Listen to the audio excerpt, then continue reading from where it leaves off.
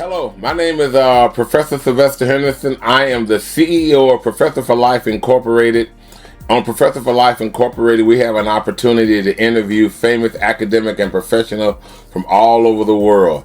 And I am so honored today to interview and introduce Dr. Robert.Clark, Ph.D., who is the Deputy Mayor of Public Safety and Emergency Management for the City of Los Angeles, California.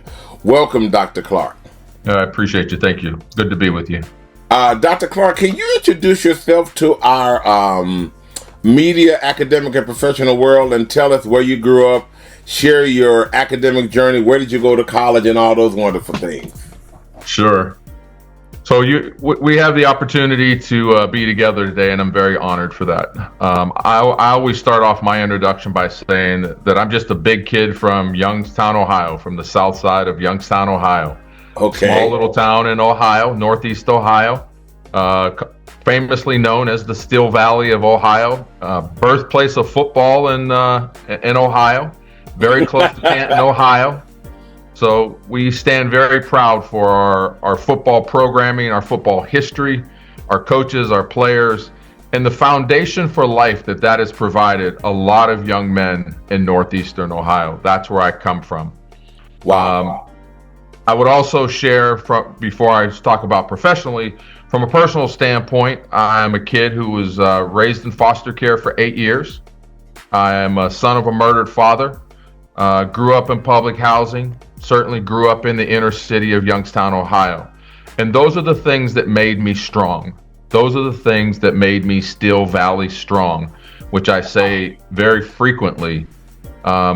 Historically, a large percentage of the steel that built the United States came out of Youngstown, Ohio. Back at the turn of the century, certainly through the 20s, 30s, 40s, and 50s, when America was going to war, it depended on Youngstown, Ohio to build its ships and build a lot of other things that really supported the war effort, not to mention building this country from railroads to buildings to all of the things that we enjoy now, particularly infrastructure. So that's the city that I come from. And my roots remain there. I still have family there, friends there, and I was honored to grow up in Youngstown, Ohio. If you look on the internet, there's a lot of negative things that are said about Youngstown, Ohio, particularly its gangster era. Bombtown, USA, it was commonly known as. These are things that are on the internet. And yes, that is a part of Youngstown history, but there's a lot of good that has come out of Youngstown from education, sports, industry, leadership, and I am proud to say that I am from Youngstown, Ohio. So let me just kind of set that foundation first. Okay. You know, after I spent, as I said, 8 years in foster care, eventually went home at the age of 12, where my parents just decided that they could bring my sister and I out of foster care and bring us home and try to have what we would call a normal childhood. It was anything but. Talking about my father, Robert.Clark, who's now deceased, obviously. He was an entrepreneur who ran a nightclub in Youngstown, Ohio called the Casablanca. And this was a part of the Chitlin circuit, where black entertainers that are now world famous today, he grew up with the OJs. I don't know if you know about the OJs, but oh, absolutely. So he grew up with them in Cleveland, Ohio. And became an entrepreneur in facilitating a nightclub where the Chitlin circuit and those entertainers who were not allowed to perform in white clubs had black clubs that they could perform in. So through my early childhood, seeing some of those early acts come through there, I was just telling someone that I can remember meeting, certainly the OJs. They were at our house for dinner many, many times, and many other people that came through there. Junior Walker and the All-Stars. You probably don't know about Junior Walker and the All-Stars. And I know I'm dating myself a little bit, but this was my childhood. These are the people that I met growing up before they became world famous. Tragically, on January 15th, 1980, my father was shot and killed. I was the last one to see him alive. Got mixed up in a drug thing that went wrong, and obviously lost his life tragically. I didn't know it then. I was 12 years old. I didn't know it then. But as the police came to the house, told me that my father was shot and killed and I needed to get a hold of my mother, when I closed that door, I was closing the door on my childhood. I didn't know it, but ultimately that's what happened. It was time to grow up. It was time to assume responsibility, essentially become the man of the house. And this is a phenomena that is all too frequent in households of color, where fathers are lost and young men particularly, young women as well, but young men in particularly have to grow up very, very quickly and assume responsibility, even though they may not be in a position to assume that responsibility. Too young to get jobs, need to finish their education. But again, that unspoken responsibility falls to the shoulders, as I said, particularly to young men, and it certainly fell to me, although I could do nothing about it.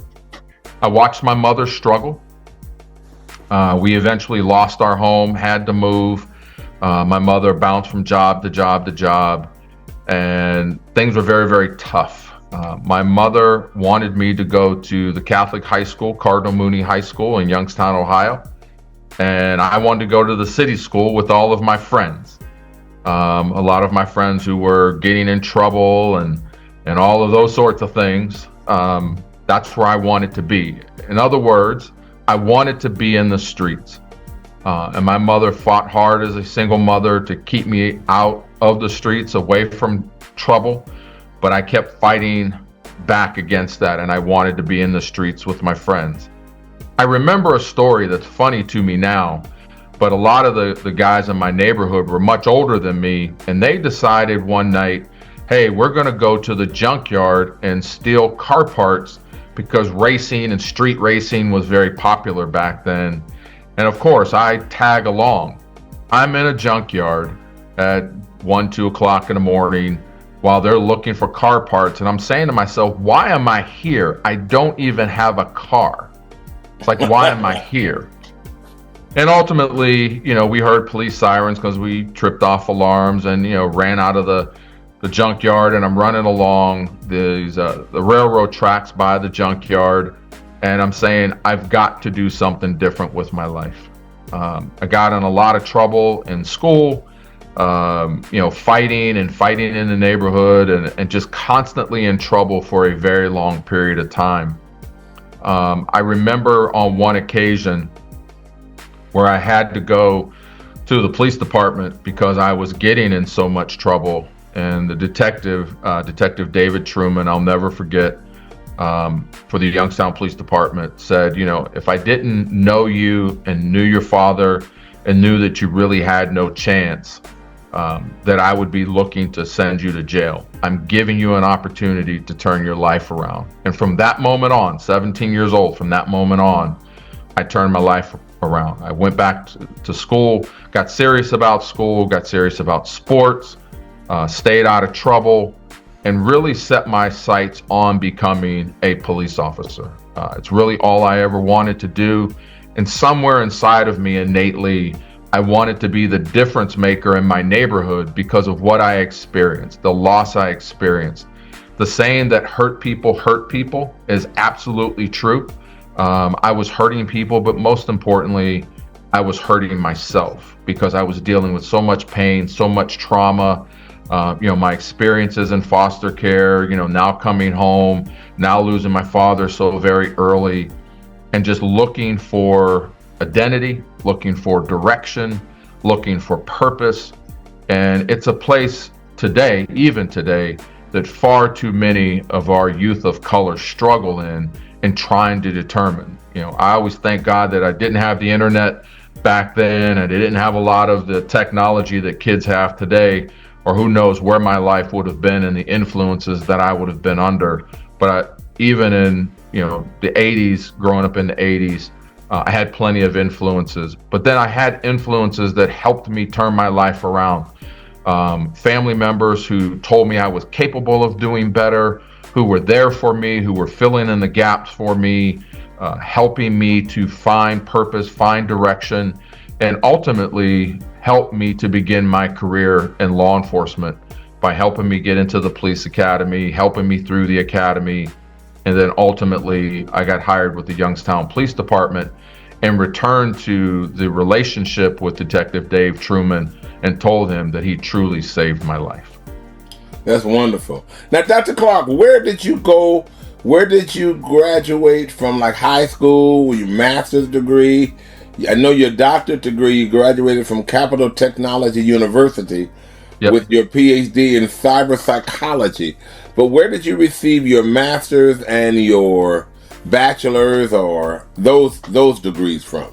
So I went to Youngstown State University. I walked on the football team there and had an opportunity to start and had a football career at Youngstown State. I had the honor of playing for Coach Jim Tressel, who eventually, was at Ohio State, came to Youngstown State, went back to Ohio State, and is a very infamous football coach in Northeastern Ohio. Actually became the president of Youngstown State University as well. So both my bachelor's degree and master's degree are from Youngstown State University. And I always tell the story because I think it's important and it's impactful. When I started at Youngstown State for my bachelor's degree in my freshman year, very first quarter, I got an A and a B and an F. And I got an F in criminal justice. So that was my start in my criminal justice pursuits, if you will. I just wasn't a very good student because I didn't have the structure to know and understand how to study, how to be disciplined in my studies. So I got an F in criminal justice, but I did not give up.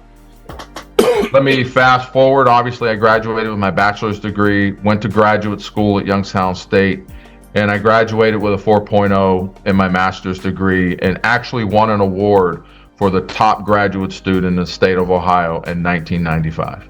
Wow. You've had quite a beginning in your life. Having I can hear just in your voice and in who you are as a professional that you've dealt with a lot of emergency management matters. Can you explain to us, as you stepped into your new role, I think working in the management portion of public safety for the city of LA, how does your combined experience in local policing and federal investigation shape your overarching vision for modernizing and strengthening Los Angeles emergency management system? So great question. Let me go back to a particular day because that'll bring it all into perspective. Okay.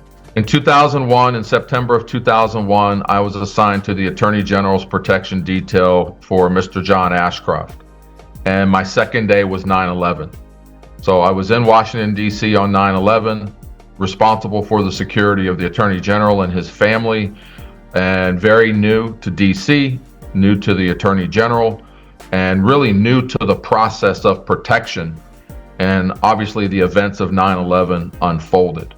I had the opportunity to watch those events and the response to those events from what I call the front row. I was with the Attorney General every day in meetings with the President, with the FBI Director, and many, many, many others who came together to really understand what happened on 9/11. That really set the stage and the foundation for me to understand emergency response, emergency management, comprehensive public safety, and what it takes to ensure that we are safe. We are in law enforcement or public safety, we are very good at reacting to events. Phone rings, you answer it, you go somewhere. The radio sounds, you get a call, you go somewhere, you deal with something. But those lessons taught me the importance of proactiveness, preparedness. The best emergency management is about being prepared, being trained, being well coordinated and collaborated with your regional partners, city partners, so that when something happens, you're not at the intersection of that event, introducing yourselves to one another, that you immediately go to work. You understand the strengths and resources and personnel of your counterparts, and you all come together to respond to that particular incident. But more importantly, you have a forward-leaning, proactive process to assess threats, assess intelligence, utilize intelligence, disseminate that intelligence so that we can prevent even having to respond to emergency situations. It is said quite often that you never know the things that you have prevented, but we know that we have prevented things because of intelligence, information sharing, cooperation, collaboration, communication, and most importantly, trust across a variety of platforms, a variety of organizations, and even globally across a variety of countries. You know what? You even got to the question that I had, preparedness and priorities. So, you know what? Wow. You know what? In terms of interagency coordination, having worked across municipal and federal agencies, what structural and operational changes are you implementing or have you implemented to improve coordinating among police, fire, public works, emergency management, and regional partners? Sure. So there used to be a time in the FBI where we considered that we operated in silos. You've probably heard that quite a bit. We operate in these silos. Public safety operates in silos. Organizations, countries don't share information. They don't disseminate intelligence. They keep everything very close to the vest. While there still may be some of that going on, it is not nearly what it was 25, 30 years ago.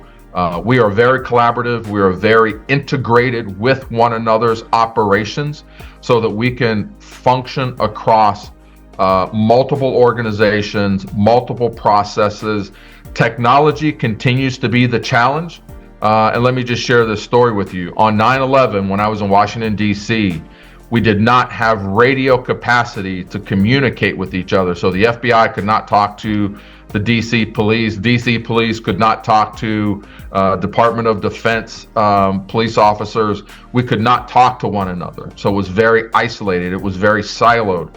Now we have technology that allows us to communicate with across common operating platforms where we can talk to each other immediately. All the cell phones went out on 9/11 in Washington, D.C. So you could not get on a cell phone. We had to use satellite phones. So now we have prioritized communication systems within cell phone infrastructure to be able to talk to one another during an emergency. So that's just some of the things that we have witnessed, but we recognize and fight against siloing of operations, information, intelligence, and we really do share collaboratively so that we can put all the pieces together, particularly when we are assessing potential threats, because I may have a piece of the puzzle where my counterpart will have another piece of the puzzle, and now we put all of those pieces together, and now we can prevent an incident from happening just simply because we are sharing information. So you work very much as an emergency unit now. That's correct. Amongst various partners. You know, which kind of brings me to the question of technology and innovation. You know, AI risk modeling, real-time alert platforms, digital command systems are most transformative for Los Angeles emergency management operations. Can you talk about that a little more? So, from the emergency management department perspective, we are a group of many different departments within the city, and this is the same across any city, you know, particularly big cities, New York, you know, like that. They operate across various platforms with their counterparts and bringing everyone together so that we can assess the threat or address the threat or address the incident that has happened.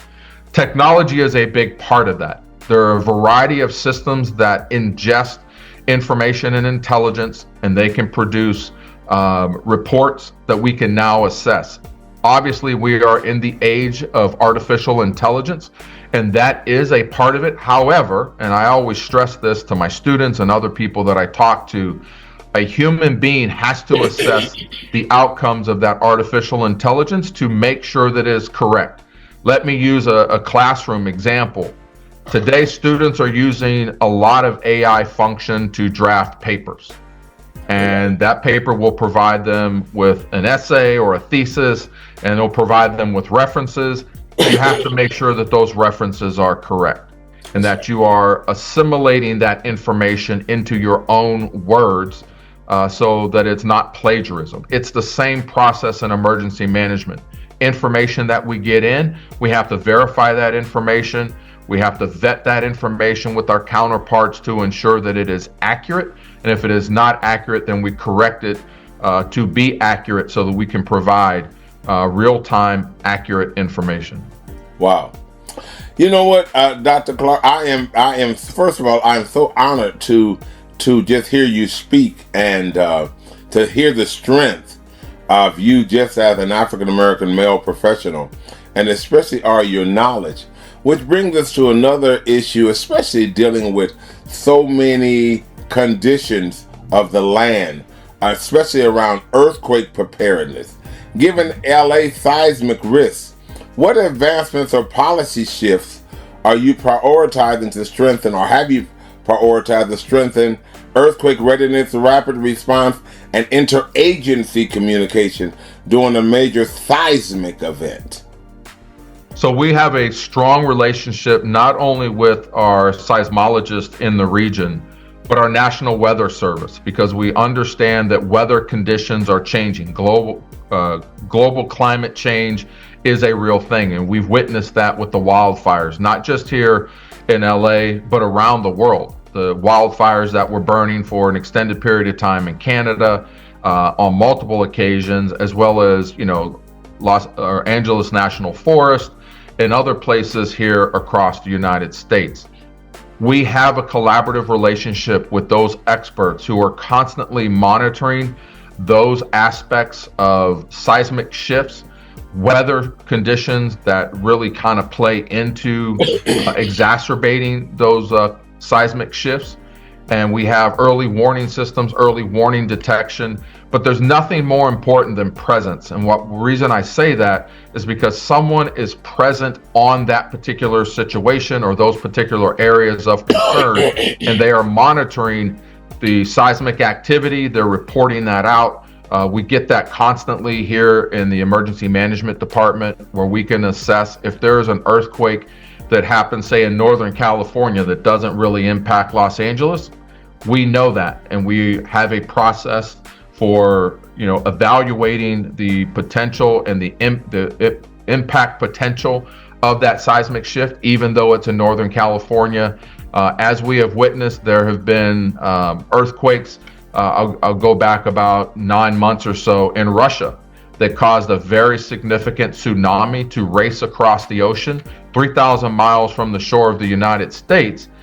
But we were still monitoring. We were in touch with our monitoring stations out on Alaska and other places around the world so that we could understand how that tsunami activity was going to impact the coastal line particularly of California and even up into Canada. So it's important to have those relationships, that communication, and that sharing of information so that we can then ingest that information and intelligence, if you will, and make the appropriate responses and make sure that our systems are functioning well and our partnerships are functioning well. So in the event that we had to respond to a seismic event or a national weather event, that we are conditioned and trained and positioned and coordinated to do so. Wow. Now, I know you work a lot with many of the partners, the public safety professionals in your area, but in higher education collaboration, as a retired professor, I want to ask, how is the emergency management department, or how they partner with universities and colleges to advance research, strengthen preparedness, and cultivate the next generation of public safety leaders? So we actually deploy an intern program and a fellow program where individuals from those programs can come and spend some volunteer time in our emergency management department working on different projects.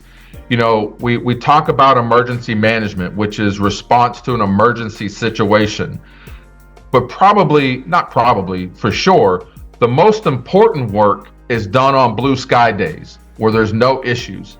Temperature Okay. is moderate. There's no significant weather, no seismic activity, no social unrest, no World Cup events that we have to deal with. We call those blue sky days. During those blue sky days, we actually exercise through all of our functions, all of our process, all of our relationships, and we employ individuals from our academic institutions, including professors, who can come and intern, who can come and fellow, who can come and work on policy, procedure, process, tabletop exercise, help us to develop tabletop exercises. We now have a menu of about 50 different topics that we can tabletop at any given moment.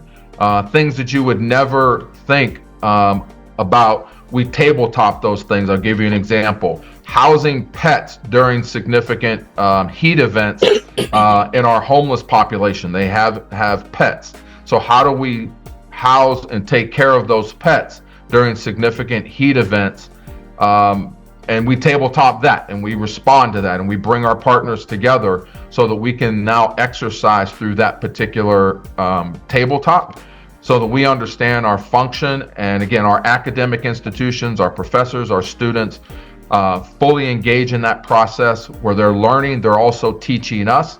They're bringing to us innovative techniques, different methods and modes of thinking and application and apparatus that they're now learning about in colleges and universities around the city. And it's a great relationship on our blue sky days. Wow. You know what? I am just learning so much from listening to you talk, Dr. Clark. It is very rewarding. I appreciate that. Thank you.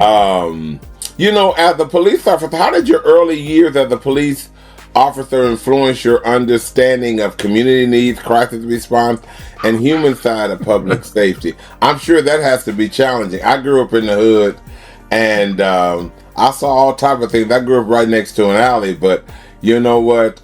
Growing up as your typical hood kid, we always was told, you know, the police are the bad guys. But as I've gotten older, I realize now that the police are not the bad guys. They're humans. They're just trying to they're just trying to bring the community together and create safety. Sometimes they make good choices. Sometimes the choices may not be good, but they do the best they can. But it took me a long time as a black man to come to that understanding. And who helped me to come to that was working very closely with a dear friend of mine, Mrs. Freddie Davis from the NAACP, who was the president, because she has such awesome leadership and respect by the entire county of Alameda, with all the law officers. Because you know what?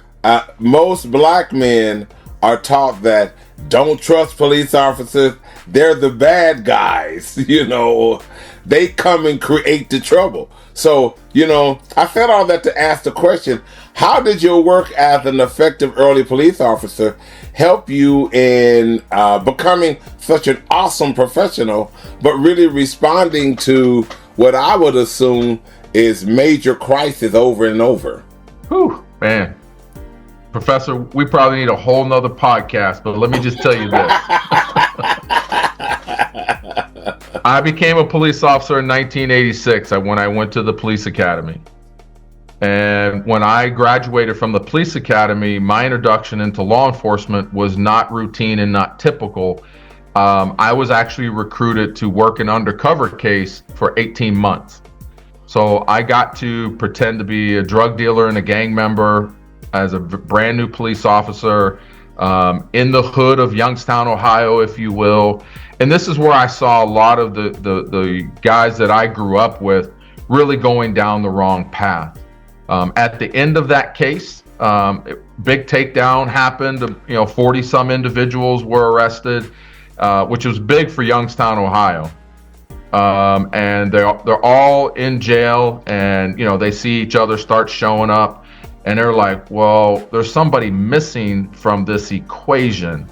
And ultimately, I was the one that was missing from that equation. But they thought that I was a snitch. and they kind of put some words out on the street, hey, we need to find him, and so on and so forth, not realizing the next day when they went to court and I showed up in full police uniform, it was a very different conversation. Oh, wow. At that point. So that was my introduction. So after they realized that I was a police officer standing in court in full uniform, the whole dynamic changed, and it was very difficult for me as a black man in the black community. Youngstown, very small place. At that time, about 250,000 people. And simple things, where you go hang out. You can't hang out at the same places anymore. The people that you hung out with can't hang with the same people anymore. You try to date young ladies, and as soon as they know, oh, you're Robert Clark, very different content. So it was very difficult for me as an African American in the African American community being a police officer, because like you said, predominantly the communities of color dislike the police, and I was a victim of that because I became a police officer right at the beginning of the crack cocaine epidemic in Youngstown, Ohio. Stayed true to my oath, stayed true to what it was that I was called to do. However, I developed the humanities side of law enforcement, the discretionary side of law enforcement, where I would help people, help young men like I was helped at one point in my life, giving them opportunities. Did I arrest people? Yes. Did I give people, second chances and try to get them into rehab and try to give them alternatives and different ways of thinking about their life and their neighborhood and what they wanted to do with their lives? Yes, I did all of that. But I was very, very strong on enforcing the law and helping our community to curb the violence. During the time I was a police officer, Youngstown actually had record homicides. We were competing with Gary, Indiana for the most homicides per capita in the United States. And sometimes Youngstown won, and sometimes Gary, Indiana was the top city in America for homicides per capita. So it was very violent for a very small city, very small population. To have 50, 60, 70 homicides was not uncommon for a few years. And this was all due in large part to the explosion of crack cocaine, the explosion of gangs, organized gangs, not wannabes, but organized gangs who were coming out of Detroit, who were coming out of New York, some were coming out of LA, and just trying to organize communities, all to be able to facilitate the sale of crack cocaine. So it was very difficult for me. I can't tell you how many times I was called a sellout and an Uncle Tom, even though I was trying to build back into my community, my neighborhood, people that I grew up with, trying to give them different opportunities and different choices, but still making the arrests that were necessary to curb the violence and to render our communities safer. And I commend you for being strong enough to listen to those words, but not to adopt them in your heart, to understand that in your heart and in your profession, you were working to do well, which brings me to working in FBI as well. Working for over many years in FBI, what major investigations, leadership roles, and operational lessons most inform your approach to managing complex emergency systems today? Just in general.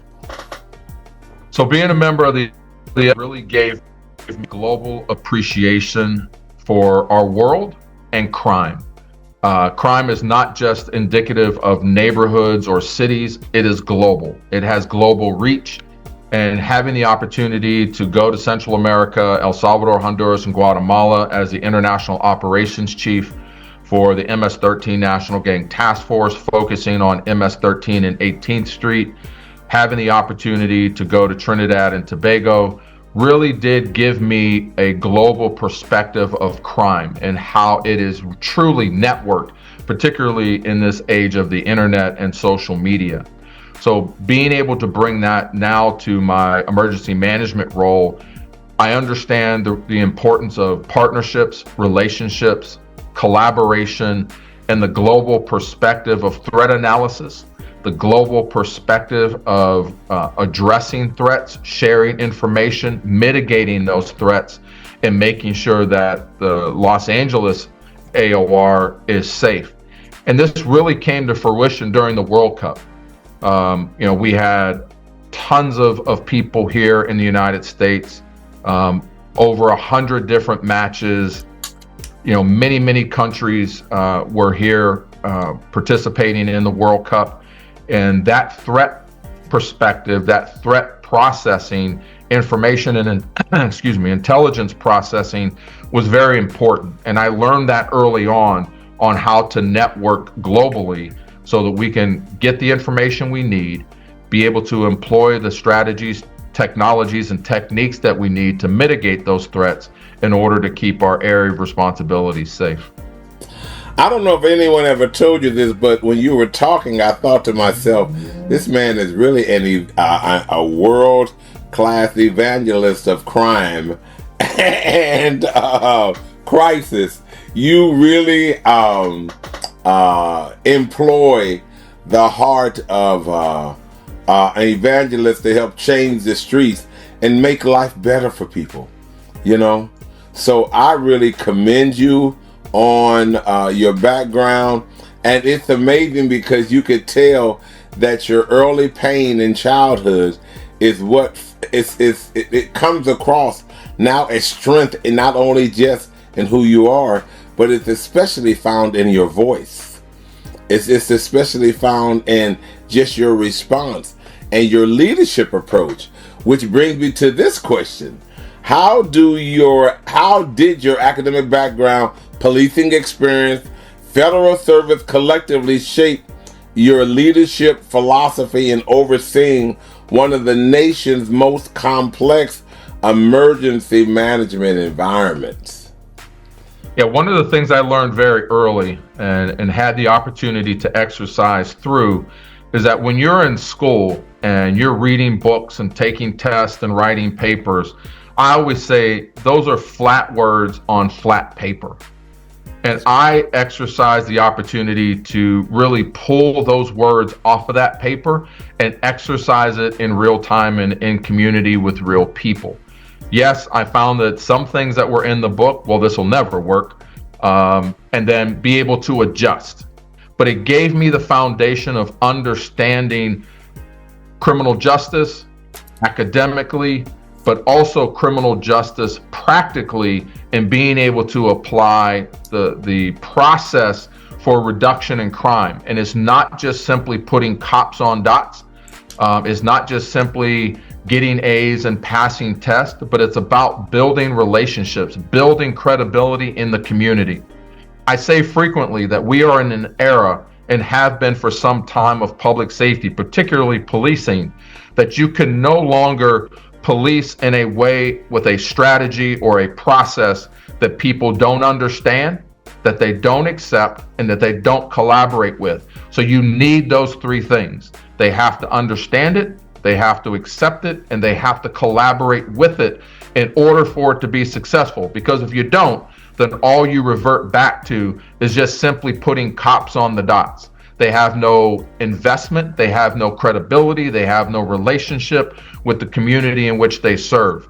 So turning that around, as I've often turned around protecting and serving, you hear that constantly in policing.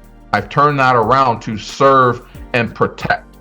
First, you serve the community in which you are responsible for. And how do you serve? Getting to know people, walking door to door, going into businesses, having lunch in the local restaurants, investing time, investing presence in your community so that when it is time to protect, you have people who will come alongside of you because of your authenticity, because of your credibility, and help you protect.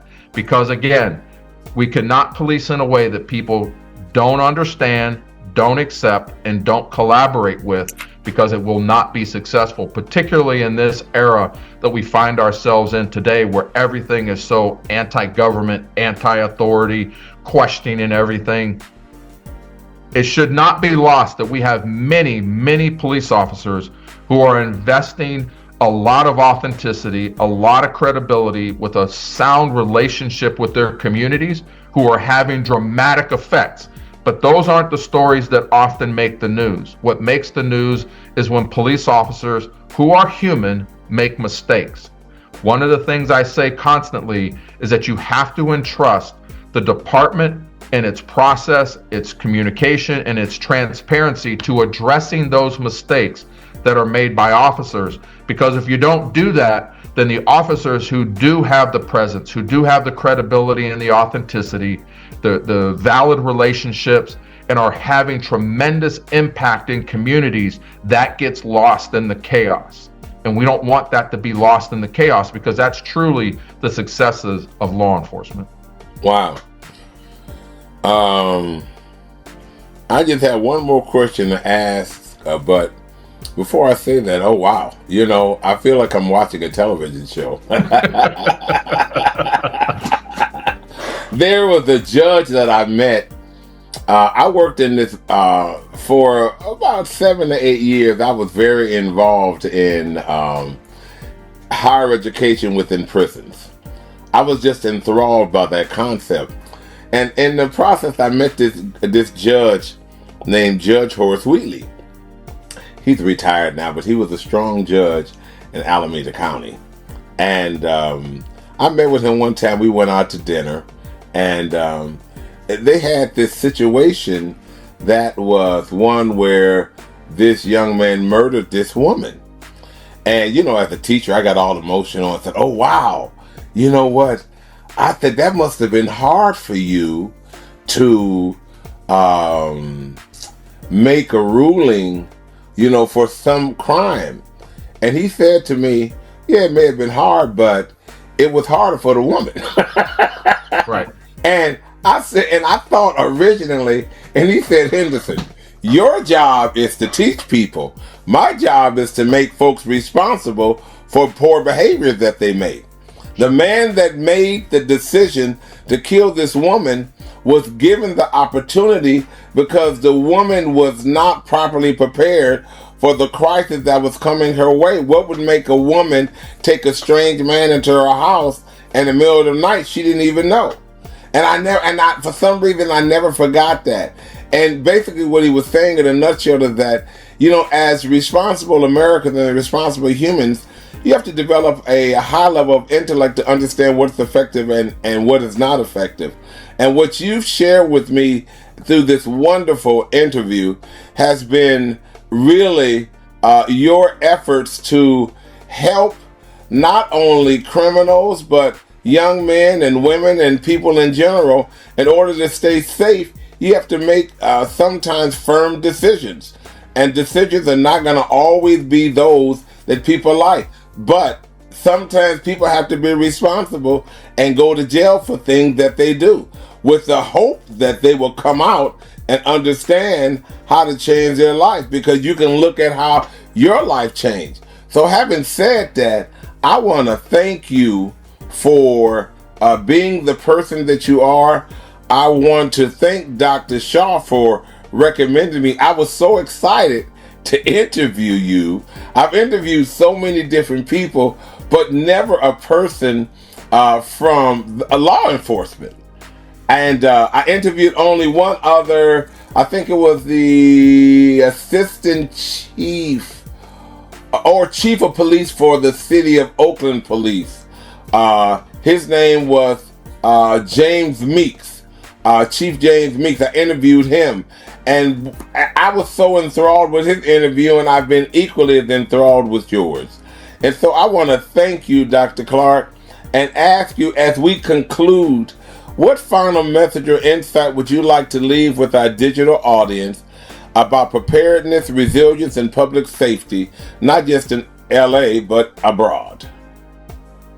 So what I would share is it belongs to all of us. Public safety belongs to all of us. Yes, there are many professionals within public safety who have roles and responsibilities, but it really does take the community to be present, to be proactive, to be aware, to exercise their opportunities, their voices, and their presence, to partner with their public safety professionals in their communities, know what's going on, and be a part of the solutions. Yes, some of the solution does require individuals to be arrested. So as I look back on my career as a police officer, arresting over 400 people a year, even when I initiated the Operation Save Our Streets initiative in Los Angeles, which was a cold case homicide initiative from 2010 until I retired in 2016, we solved over 650 cold cases.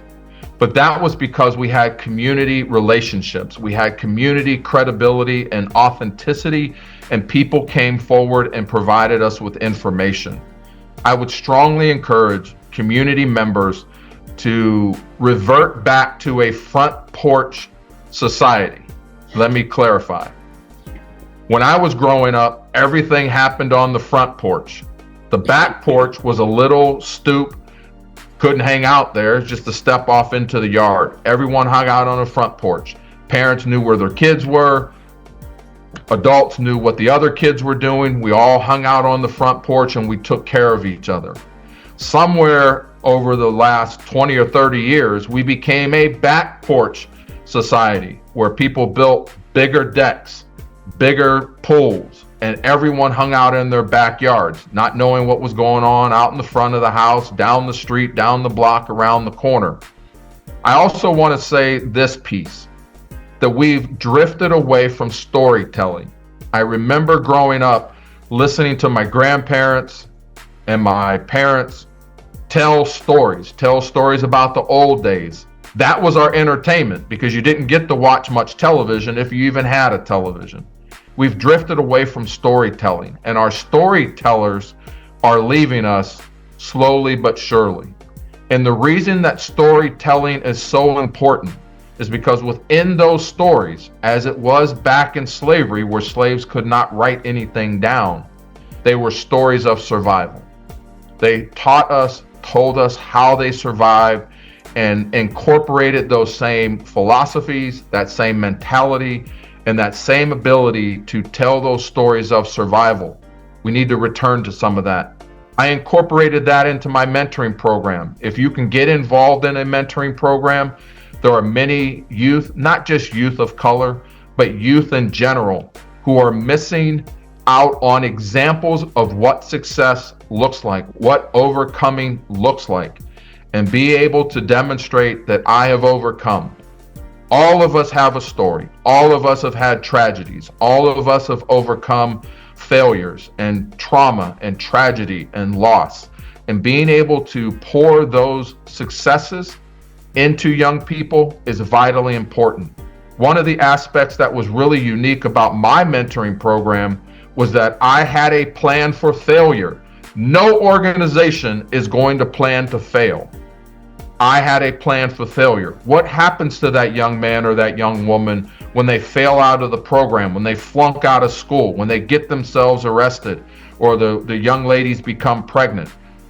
Our society says those things are failures.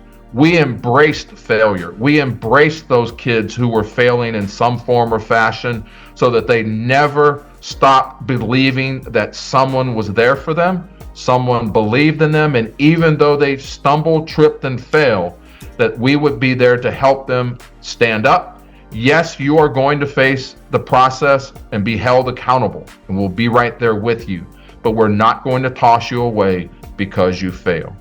So I would encourage our listening audience to seek out opportunities to pour into young people, to become part of the process, to be present in your front porch community, and to be the difference that our community is looking for. Wow.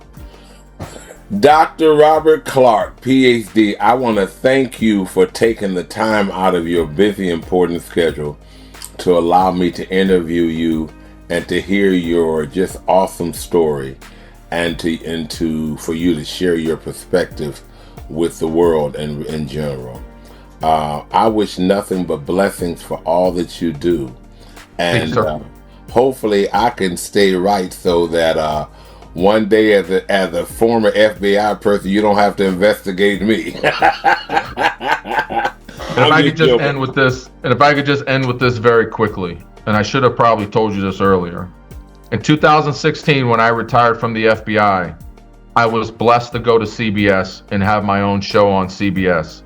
And when they did my bio, I told them that it is absolutely critical that you say I am from Youngstown, Ohio, because those kids back in Youngstown who don't think they can go anywhere and be anything or do anything or become anything will see that if this kid from Youngstown, Ohio, who grew up in foster care, son of a murdered father, and all the other things that happened to me, if he can make it to television, I can make it to television too. Wow. Thank you once again, sir. Do have a blessed day. Thank you, sir. Continue to help and love the world. God bless you. I appreciate you. Take care of yourself. Thank you. Bye-bye now.